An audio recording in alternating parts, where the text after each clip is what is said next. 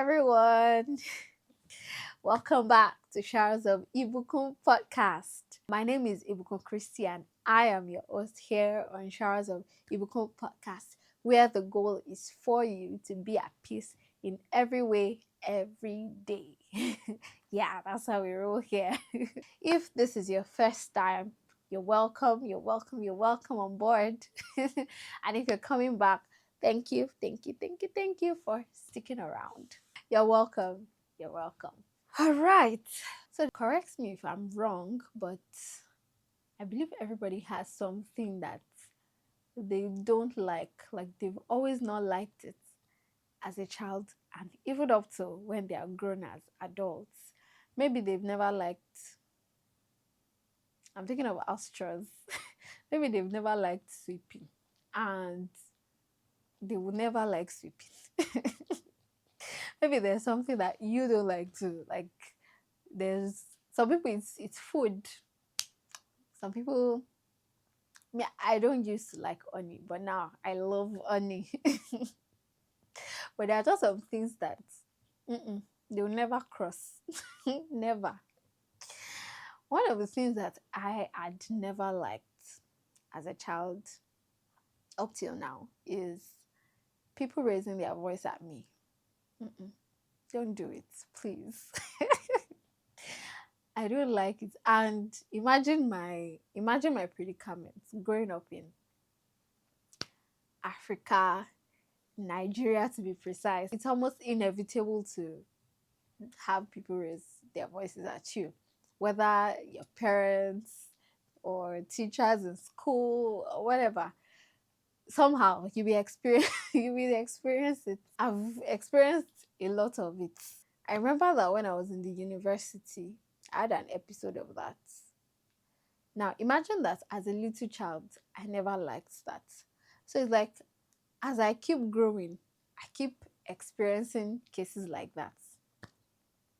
And whenever this happens to me, like whenever somebody raises their voice at me, ah, I cannot even describe how it makes me feel exactly, but it makes me feel embarrassed. It makes me feel like I'm a stubborn person that you have to shout, you have to raise your voice at before I can hear you.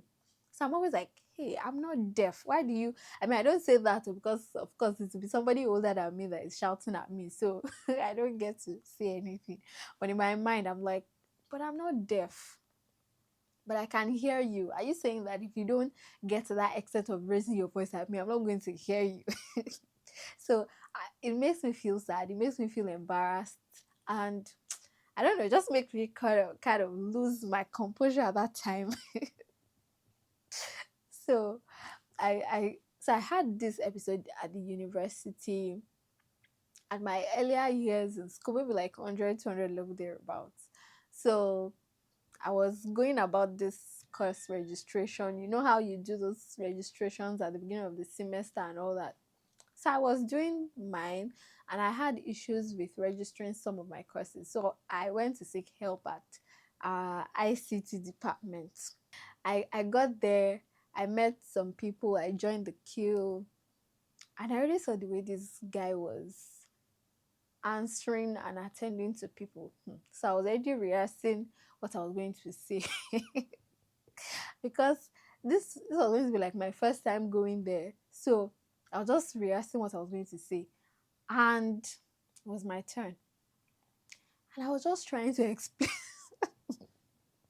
Oh my God. Then it was not funny. It's now that it's funny. I was just trying to gather myself. I was trying to explain myself to this man. And before I could land, this man was just like, what is this? Leave my front, leave my front. I'm not even saying this as bad as he said it, but he just gave this, like, he didn't even allow me to say anything. And people were there. That's what makes it even more embarrassing, because it's a different thing if it's just you and I, like nobody else is there, and it's a all different ball game if people are there and you're shouting at me in front of other people. Ah, God. I cried. I remember I cried on my way back to the hostel that day.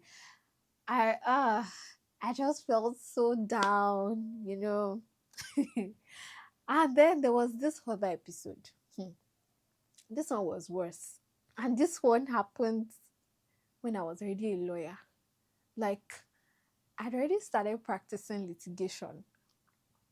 So I was in court this particular day, this fateful day. I was just getting a hand of the practice. I mean, I was still new at the bar then. So I was supposed to go to a magistrate's court with a senior colleague, you know, and just see how they do things and all. So this particular day, my senior colleague was with the file, but it was coming from a different location. I was also coming from another location. And I got to the court before my colleague. Unfortunately for me that day, the matter got called before my senior colleague came. But when I already saw that the matter was going to be called, I had been texting him that okay, you should send me the soft copy of the process we needed in court. So when they called our matter, I stood up to address the court and I had to be checking those documents from my phone. I don't know if that was what pissed the magistrate off or he just woke up from the wrong side of the bed that day. This was how this magistrate decided to just pick on me that day and said, uh, imagine you're not even here with your file. Um, if you know that this, if you know that you cannot practice this profession, go and look for something else to do. There are many other people that he was like, all these lawyers that if you know you're not interested, why are you here? This and that. Jesus Christ. I'm like, what did we carry? What did we throw? Oh my God. It was not even funny. Another thing in the open court, like other lawyers were there, other people were there, and just decided to descend on me that day. God, I felt like the ground should open for the rest of that day and even week. And I think like some months after, that episode was just playing in my head. Like, what? What kind of what kind of what kind of beginner experience is this one? So those are just little out of the different episodes that I've experienced. And when these things happen, I'm always like, I'm not a bad person. Imagine innocence me. I'm like, I'm not a bad person. Why are you shouting at me? You don't have to shout. Just tell me what I need. Like you can correct me, but don't shout now. My mind, that's what I used to say. I used to feel like, no, I'm not a bad person. I don't need you to shout. Anyway, there are different cases like this.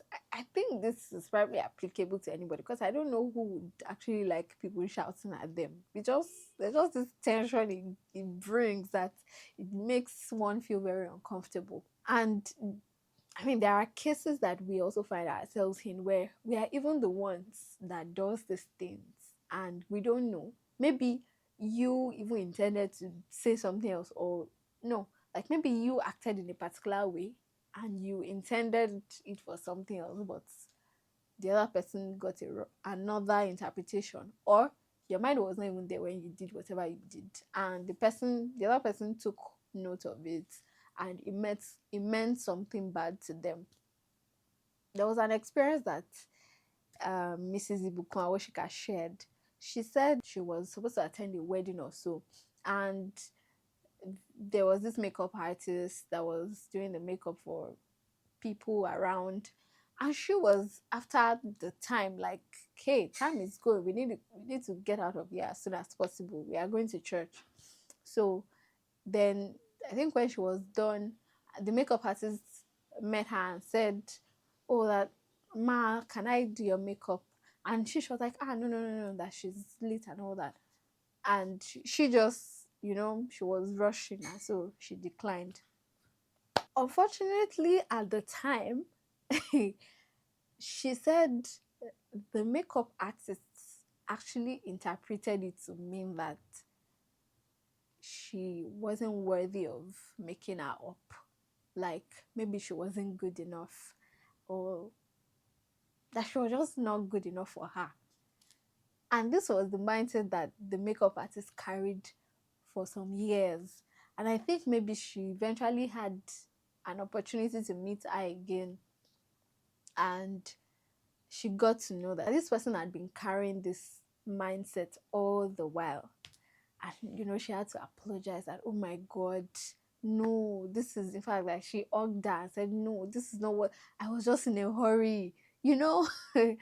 So how are you not going to be the source of discouragement to someone else? How are you going to ensure that you're not the reason for somebody's uh, change of mindset negatively now? How are you going to make sure that you're not the reason for somebody having a wrong impression about themselves, a low self-esteem? Because these things can graduate into that. And I'm saying this because we all can be found in these situations. It's easy to say that, oh, this person made me feel this way, or that person made me feel this way. But on the other side, you could also make somebody feel that way. You just have to be the one to make a conscious effort to make sure that you are not that person. So, one is that hold your emotions accountable. Yeah. And what I mean is, you know how you feel at every point in time.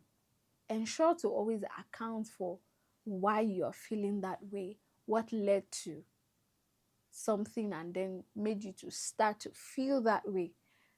I do this a lot. Before, I didn't used to do it, and I wonder maybe why I flared up or why I feel sad. But almost every time now, whenever I discover I'm I'm misbehaving, I'm like, huh, what happened? This is not me. I'm not a bad person. This is not me. So what happened? What led to what? And from there you can hold your emotions accountable. Like, hey, it's not like you wanted to shout at this person. Actually something happened, and then this is why you are this, and this is why you reacted this way, and that is it. So you're able to define your emotion at every point in time. um I think this is where they talk about the mood board, where you're able to tell exactly how you're feeling and then trace what led to what. And the second one, which that leads to, is that make the issue the problem. So you know why you felt in a certain way. Now, somebody can do something that will provoke you, but it's not even that person. It's about why what they did got to you. It's about why did that thing they said, why did it make you angry? Why did it make you feel bad? You might want to check. And that issue is what you should hold as a problem. Somebody said something really bad to them. And the reason it made them feel bad is because of maybe an experience that they had. Maybe they had lost somebody before, and somebody said something that triggered that memory, and they just scatter everywhere. Right?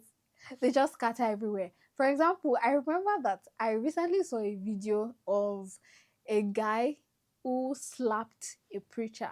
So this preacher was preaching on the bus, and this other guy started to shout. I was on the phone, that how can you be preaching? Shut up, do this and that. And he just scattered everywhere and slapped the preacher. And God so good, this preacher did not retaliate. So he he was rather, he was rather, what's the word now?